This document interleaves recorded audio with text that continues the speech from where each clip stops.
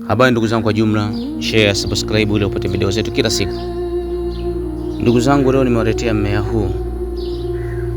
Nadhani wengi wao mnaufahamu sana na una faida mambo mengi sana, ila leo nitatoa faida moja tu.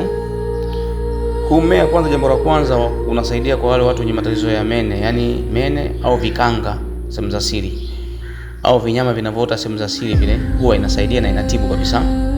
Lakini leo sitazungumzia hilo jambo na utengenezaji wake, sitazungumzia huko. Leo nitazungumzia kwa wale wenye matatizo, mtu anakuwa anaumwa magonjwa na anapima hapati majibu sahihi. Sasa kinachotakiwa, unatafuta mmea huu, majani yake haya unayaosha vizuri, unayachemsha. Ukishachemsha, unachemsha na ndimu, unatumia kunywa. Kama magonjwa yalikuwa yamejificha, basi yataanza kujitokeza na utapona vizuri kabisa, na itakuwa inapona. Yani inajitokeza, lakini unaona kabisa kama kitu fulani kinasumbua, lakini unapona. Na vile vile huaga inatoa mambo mengi ya kishirikina, yani kwamba mtu utakuta ameenda kupima lakini ugonjwa hauonekaniki kwa sababu amefanyiwa vitu fulani, basi na yenyewe inatibu kabisa, inafungua vizuri kabisa, mtu yule anakuwa yuko vizuri.